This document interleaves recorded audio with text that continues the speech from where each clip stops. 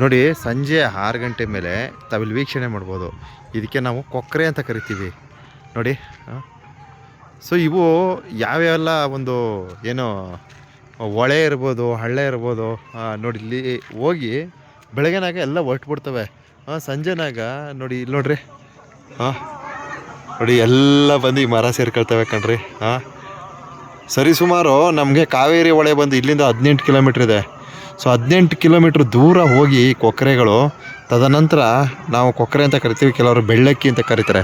ತದನಂತರ ಇಲ್ಲಿ ಬಂದು ಈ ಮರ ಮತ್ತು ಇಲ್ಲೊಂದು ಮರ ಇದೆ, ಈ ಮರ, ಈ 2 ಮರಗಳಿಗೆ ಬಂದು ಫಿಲ್ ಆಗ್ತವೆ.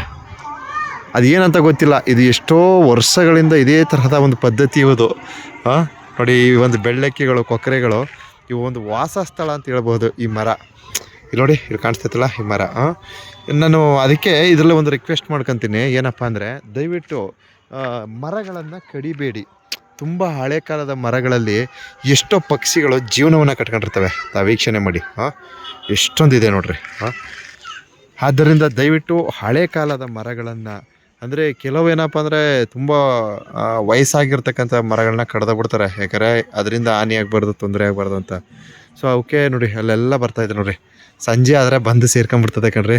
ಇದು ನಮ್ಮ ಊರು ಕೌದಳ್ಳಿ ಗ್ರಾಮದಲ್ಲಿ ಈ ರೀತಿಯ ಒಂದು ಪಕ್ಷಿಗಳ ಒಂದು ಏನಂತ ಹೇಳ್ಬೋದು, ಅವ ಒಂದು ಜೀವನ ಶೈಲಿಯ ಒಂದು ವ್ಯವಸ್ಥೆಯನ್ನು ನಾವಿಲ್ಲಿ ಕಾಣಬಹುದು. 2 ಮರ ಇದೆ, ಸೊ ಇಲ್ಲೊಂದು ಮರ ಇದೆ ಮತ್ತು ಅಲ್ಲೊಂದು ಮರ ಇದೆ. ಈ ರೀತಿ ನೋಡಿ ಸಂಜೆ 6 ಗಂಟೆ ಮೇಲೆ ಬಂದು ಈ ಪಕ್ಷಿಗಳೆಲ್ಲ ಬಂದು ಹೋಗಿ ಅವು ಒಂದು ವಾಸಸ್ಥಳ ಮನೆಗಳಿಗೆ ಹೋಗಿ ಸೇರ್ಕೊಳ್ತವೆ ಅಂತ ಹೇಳ್ಬೋದು. ಇವು ಬೆಳಗ್ಗೆನಾಗ ಒಂದು 6 ಗಂಟೆ 6:30 ಈ ಸಮಯದಲ್ಲಿ ನೋಡಿ ಎಲ್ಲ ಬರ್ತವೆ ಕಣ್ರಿ. ಒಂದಲ್ಲ ಎರಡಲ್ಲ ಸಾವಿರಾರು ಬರ್ತವೆ ಇಲ್ಲಿ, ಸಾವಿರಾರು ಕೊಕ್ಕರೆಗಳು ಅಂತ ಕೊಕ್ಕರೆ ಅಂತ ಕರಿತೀವಿ, ಬೆಳ್ಳಕ್ಕಿ ಅಂತ ಹೇಳ್ತಾರೆ ಕೆಲವರು. ಸೊ ಸಾವಿರಾರು ನಮ್ಮ ಏನು ಈ ಮನೆಗಳೇನಿದೆ, ನಮ್ಮ ಮನೆಗಳನ್ನು ಹಾದು ಹೋಗ್ತದೆ. ಅದು ನಮಗೊಂದು ಖುಷಿ ವಿಚಾರ. ನಾನು ಡೈಲಿ ಅಬ್ಸರ್ವ್ ಮಾಡ್ತಾ ಇರ್ತೀನಿ. ಈ ಮನೆಗಳನ್ನು ಹಾದು ಹೋಗಿ ಅಲ್ಲಿ ಒಂದಷ್ಟು ಕೂತ್ಕೊಳ್ತವೆ, ಇಲ್ಲೊಂದಷ್ಟು ಕೂತ್ಕೊಳ್ತವೆ. ಈ ಥರ ಒಂದು ವಾಸ ಸ್ಥಳವನ್ನು ಮಾಡ್ಕೊಂಡಿರ್ತವೆ. ಸೊ ಈ ಒಂದು ಪಕ್ಷಿಗಳ ಜೀವನ ಶೈಲಿ ಏನಿದೆ, ಇದನ್ನು ನಾನೊಂದು 4 ಜನ ಜೊತೆ ಶೇರ್ ಮಾಡ್ಕೋಬೇಕು ಅನಿಸ್ತು. ಆದ್ದರಿಂದ ಈ ವಿಡಿಯೋನ ಅರ್ಪಣೆ ಮಾಡಿರ್ತೀನಿ. ಇಲ್ಲೆಲ್ಲ ಕುಳಿತಿದ್ದೆ ನೋಡ್ರಿ. ಸಂಜೆ ಆಯಿತು, 6:30 7 ಗಂಟೆ ಸಮಯ ಆಯಿತು. ಈಗ ಆಲ್ಮೋಸ್ಟ್ ಇನ್ನೂ ಕೆಲವು ಬರಬೇಕು, ಬರ್ತಾ ಇರ್ತವೆ. ಸೊ ರಾತ್ರಿ ಎಲ್ಲ ಬರ್ತವೆ, ರಾತ್ರಿ ಇಡೀ ಬರ್ತಾನೆ ಇರ್ತವೆ.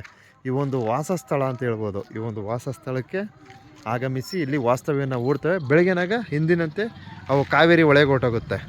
ದಂಟಹಳ್ಳಿ ಅಂತಿದೆ ಕಾವೇರಿ ಹೊಳೆ, ಮತ್ತು ಇನ್ನಿತರ ಎಲ್ಲೆಲ್ಲಿ ನೀರಿನ ಒಂದು ವ್ಯವಸ್ಥೆ ಇದೆ, ಕೆರೆಗಳು, ಇಲ್ಲಿಗೆಲ್ಲ ಹೋಗ್ತವೆ. ನಾನು ಗಮನಿಸ್ದಾಗೆ ನಮ್ಮ ಈ ಕಡೆ ನಿಯರೆಸ್ಟ್ ಯಾವುದೂ ಇಲ್ಲ, ನಮಗೆ ಕಾವೇರಿ ಹೊಳೆ ಒಂದು ಬಿಟ್ಟರೆ ಇನ್ಯಾವುದೂ ಇಲ್ಲ. ಸೊ 18 ಕಿಲೋಮೀಟ್ರ್ ದೂರ ಹೋಗಿ ಇವು ಆಹಾರವನ್ನು ಅವಲಂಬಿಸಿ ತದನಂತರ ಇಲ್ಲಿಗೆ ಆಗಮಿಸ್ತವೆ. ಇಷ್ಟು ಹೇಳೋದಕ್ಕೆ ಬಯಸ್ತೀನಿ. ಎಲ್ರಿಗೂ ಒಳ್ಳೆಯದಿರಲಿ, ತುಂಬ ಹೃದಯದ. ನೋಡ್ರಿ ಇಲ್ಲೋಯ್ತಾ, ಇಲ್ಲಿ ಓಹೋ ಬರ್ತಾನೇ ಇರ್ತದೆ ಗುರು. ರಾತ್ರಿ ಇಡೀ ಓಡಾಡ್ತವೆ. ರಾತ್ರಿ ಇಡೀ ಸೌಂಡ್ ಬರ್ತದೆ.